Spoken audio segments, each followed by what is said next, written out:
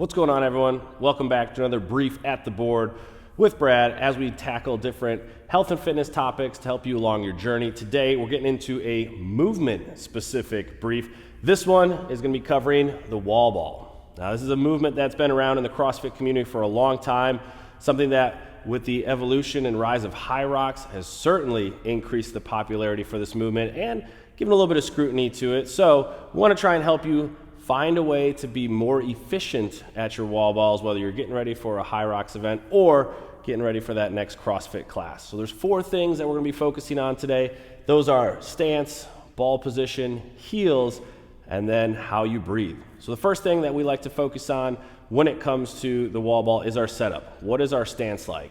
We love to be in a squatting position with our feet, which typically means we're going to be about hip width apart with our heels. Toes can be out just a hair. What that's going to do is allow us to get our hips down to the standard for the wall ball, which is our hips below our knees. And if you look, as I have my feet in my squat stance, if I'm able to get down all the way into the bottom of that squat, I've got some space down here for my hips.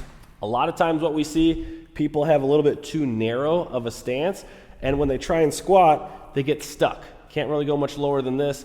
That's where you see a lot of the video surfacing, whether it's Hyrox or CrossFit events, of people not squatting to depth, probably because their legs are a little too close together. So if you're finding that as an issue for you, widen out those feet just a little bit, and then that's going to allow you to get down to the bottom of that squat position.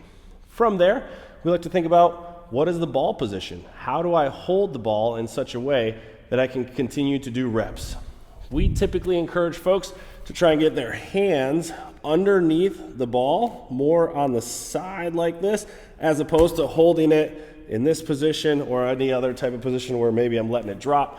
Hands are right underneath it. It's going to essentially kind of position it right in front of our face. So as I work to squat, that ball's right here in front of my face. And then as I drive up, that's going to let me to push and then catch that ball, bringing it back down. So getting those hands under the ball is going to be a little bit more helpful than being in this position, where now this is going to be much more effortful pulling me forward. So hands under the ball, trying to keep that chest up is going to be a better position to string together some good sets of wall balls. Now, the next thing we love to encourage folks is, as you're working to sit your hips down into that squat, try and stay in your heels as long as you can.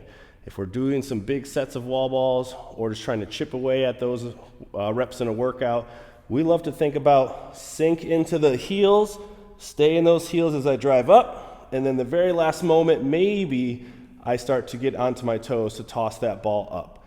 That's going to be contrasted if I get into my toes. One, it's hard to squat, but when I'm out here on my toes, it's just much more effortful, and then I'm trying to drive up, and it's going to be really hard to string together some bigger sets, especially when we're under fatigue. So if you can, heels down, sink into the heels, drive through the heels on the way up, and that's going to help us to toss that ball up near the top. So as you're working into a better position, you got the ball where you want it to be, you're sinking into those heels, staying in those heels, driving through those heels to get out of the squat. The last piece here, breathing. A lot of times we see athletes hold their breath when they start doing wall balls. Take a breath in, they constrict, they get tight, they squat, they toss it, they try and grab a quick breath of air, and then they constrict and get tight, and it makes that heart rate spike really, really quickly. What we're looking for here is to find a breathing pattern for you that allows you to either breathe out at the top or perhaps out on the way down, and it's a smooth breathing cadence. Most likely it's going to match what your heart rate's doing. So if you're near the end of a race, if you're near the end of a workout, heart rate's really beating fast, you're going to have to try and get a few extra breaths in, maybe even 2 breaths every time you're doing a rep. So for some folks, what that can look like is, as I take the ball to the bottom of the squat, I brace, I stand up, breathe out at the top, catch it on the way down, breathe in, stand up, breathe out at the top. If we're really fatigued, maybe it's 2 breaths. We're on the way out, it's out, in, out, in, out.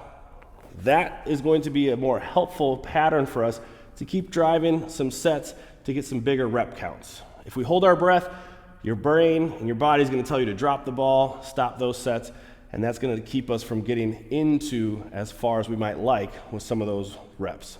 So, to recap, get those feet underneath those shoulders. Think about the ball position being in front of the face.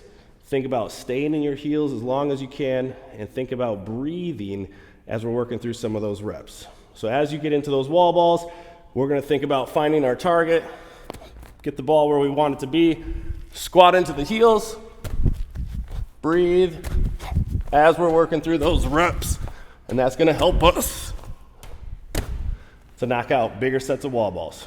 Give it a try. Let us know how it goes.